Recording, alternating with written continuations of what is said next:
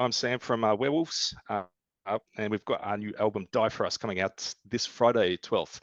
It will come out on Bandcamp, and then a week later on the 19th, it's going to be on streaming services and physicals like all around the world. And it's a sick fucking death metal album full of like absolute bullshit. Over to you. Well, how can I follow that, mate? You've just done everything for me. So how are you feeling about the release, bro? Like it's not your first rodeo. So does it always generate that same amount of excitement, or does it become Well, this one's a little bit different. Like, you know, it's a self-release, this one. So there's been a lot of moving parts, and like whereas the other ones we just like roll up to each album release basically in a carriage, you know, with horses and the red carpet treatment. This time around, it was kind of like, no, there was a lot of moving, spinning plates that we were having to keep like spinning. And, you know, normally we'd be like already on our victory lap even before the album's like sort of released. Now we're kind of like very much just staring at that date, crossing the fingers that all goes well. done. Yeah.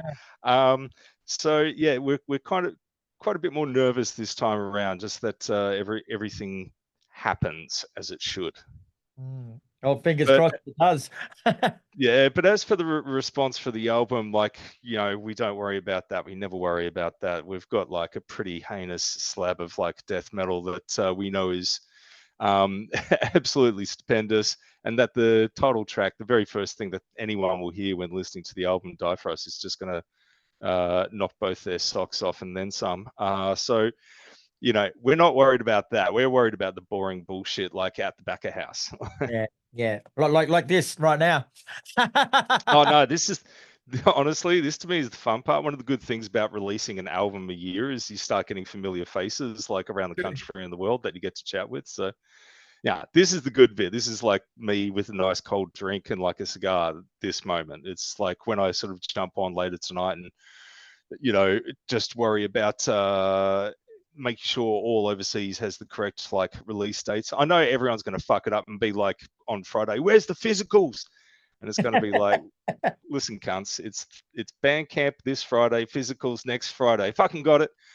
There is a downside to like being total caveman death metal. So Werewolves, it's pretty fair to say that you guys have got your own sound and people know it's you when they listen to it. But is there any surprises at all on Die For Us, or is it just what people want and expect? Somehow, even 5 albums in, we still managed to surprise people with just how hateful, vitriolic, and abusive like the albums are. So people will probably be surprised yet again by that. But I know what you're asking. Are we like doing any, you know, real changes? And the answer to that's No no. breakdowns or anything like that? No breakdowns, no mercy, no sellout, no love. Nothing for anyone like under the age of like 40. None of that shit. No V-neck t-shirts, like no neck tats, like no, we ain't got shit that's going to appeal to anyone who wasn't there like in the early 90s, like for carcasses, necroticism, or like, you know, we're for everyone who's still talking about, oh my God, Mick Harris left Napalm Death. You know, that's our people's right there. Look, there's a couple, you know, I'm taking the piss. There's a couple of things that like people are going to sort of go, oh, about. Probably one of them is we got Rock from Sadistic Execution to do a little bit of yelling on this album. He appears on the track My Hate Is Strong, pretty much because we thought that was by far the most appropriate track for him. Why? So, I have zero idea. Sadex have this song, like, I think it might be called Fucking Death. But the song just starts with like a good 30 seconds of him making like retard noises while screaming "fuck you" just like repeatedly. And to be honest, that's you know, that is our northern star. That is what we're always sailing towards. That's our compass north, like that song. So yeah, we're pretty pumped. We got him like involved for a track. We do a normal sort of like have one slowish black metal kind of track on there, which is Under a Urinal Moon. Spot the pun. That one I'm pretty happy with. Like a couple of, I think an album or two ago, I started like experimenting with layering vocals, particularly almost like subliminal deeps. And that song sort of like takes that to sort of new heights. So it's a little bit different. The entire album overall, if we were going for anything different for it, and we weren't, but I just have to make something up, like, because we do get asked this question a bit. There was a few tracks where I was kind of like, let's make it almost anthemic or sing along, something there where like someone can like, have one fist in the air and be crushing someone's skull in with like a big beer stein with the other hand, and sing along to the chorus kind of thing. So yeah, there's a good three songs where like, there's an actual chorus to it. Very Title nice. track Die For Us. We've got a mid-pace song, like I think the first mid-pace song we've ever done, called Fuck You Got Mine. Well, people have got to understand what you're saying when you sing that one, I guess. So you got to slow it down a bit. Yeah, I don't want anyone like going, oh, I can't understand the lyrics. So, we're sort of like, we got them in mind. And also, We All Deserve to Be Slaves, which we did the video for. Yeah, I really wanted people to get those songs, and if not get like all the lyrical content and the meaning, what we're all like sort of aiming for, I wanted them to at least get the chorus. Yeah, that's enough. And this probably takes some more relevance now you're doing this album by yourself. But when it comes to releasing singles, like from a marketing perspective, like as you say, all your music is abrasive and highly offensive to some people. Like, do you release singles that will try and offend as few people as possible or as many people as possible?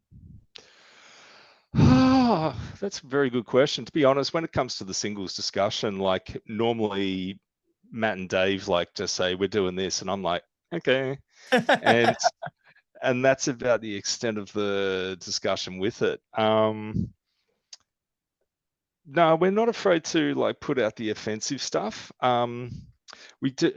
Having said that, like, I'm very well aware now that I'm running sort of like the Werewolves YouTube channel and putting our videos up on it, that stuff with like that's absolutely slathered in swearing does get restricted.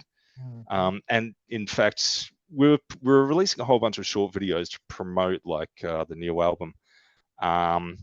And quite a lot of those had the swears in them, and they were getting picked up like randomly by YouTube for like all sorts of reasons, and to the point where it looked like the channel was going to get taken down. Right. So, which kind of sucked, because that was like halfway through the campaign after we'd already come out with the We All Deserve to Be Slaves film clip. So yeah, we didn't really care about it before. In fact, if anything, there was sport in like putting our worst foot forward. But That's what I thought. yeah, but yeah, now kind of, I must admit, it's something I keep half an eyeball on. But like our least offensive is still far beyond most people's like line in the sand. Yeah. You've been quoted as saying that Die For Us ticks every box for modern death metal. Like, you guys don't seem to be the band who've actually got something and goes, yep, done that, done that, done that. Like, what do you mean by ticks every box? That was just a complete fucking lie that we told everyone to like buy our shit.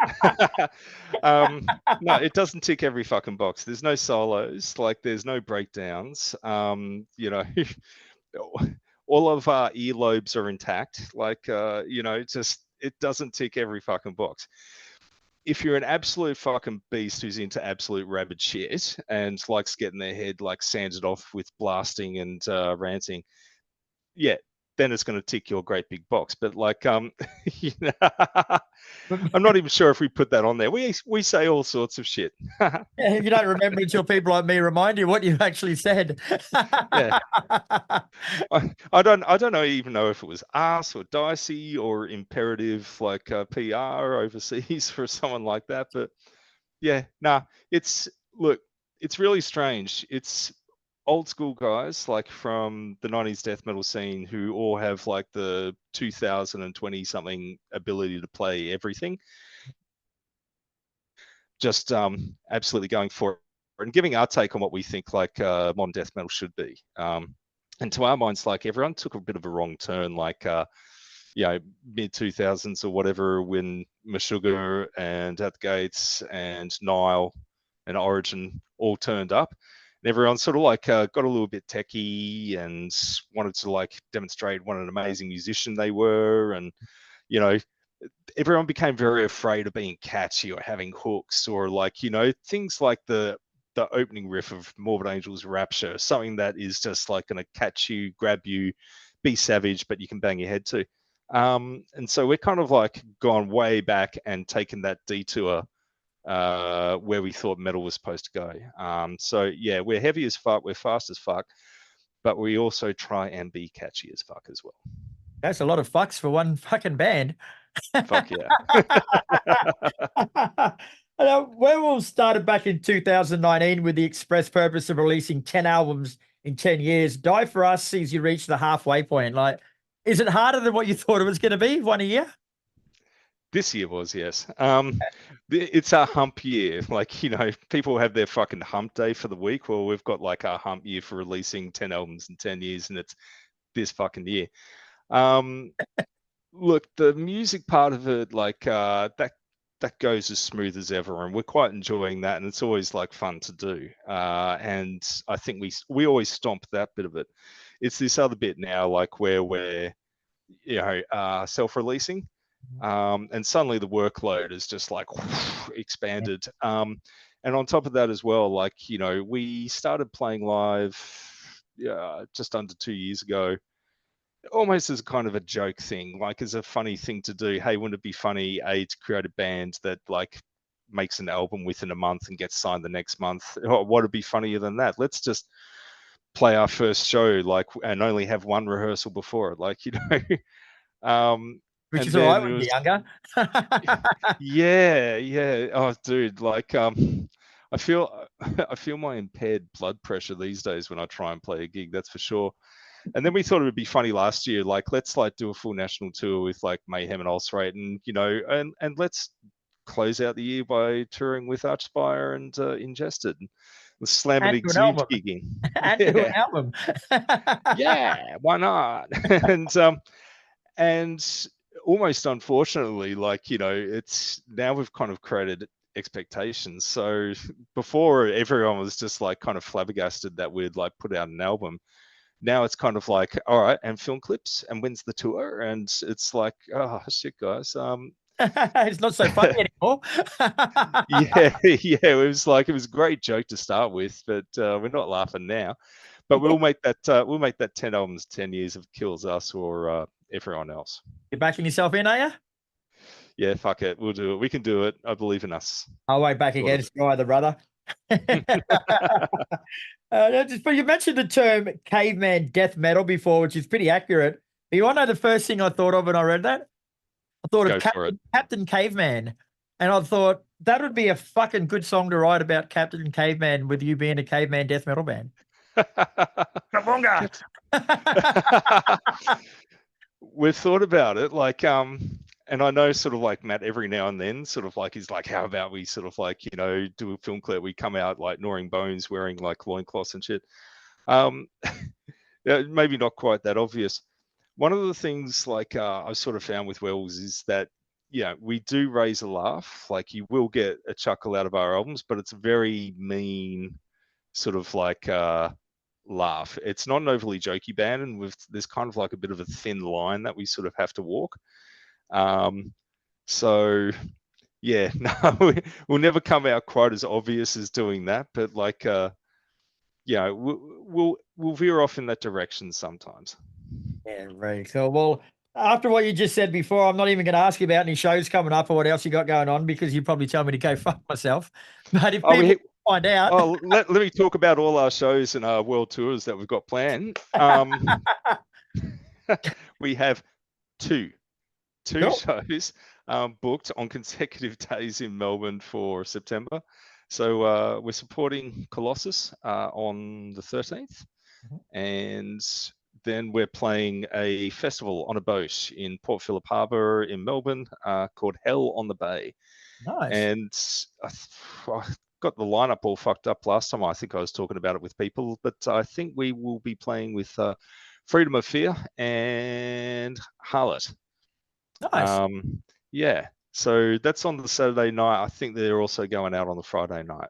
But yeah, we'll be at Stay Gold with Colossus, getting sticky. Very nice. But before that happens, of course, we've got the album Die For Us, which is what the release you said before, the 12th through to the 19th. So keep an eye out for all of that. Typical Werewolves fucking awesomeness, bro. So well done. I'll be seeing you for a beer somewhere soon. Thank you very much. Oh man, I'm looking forward to it.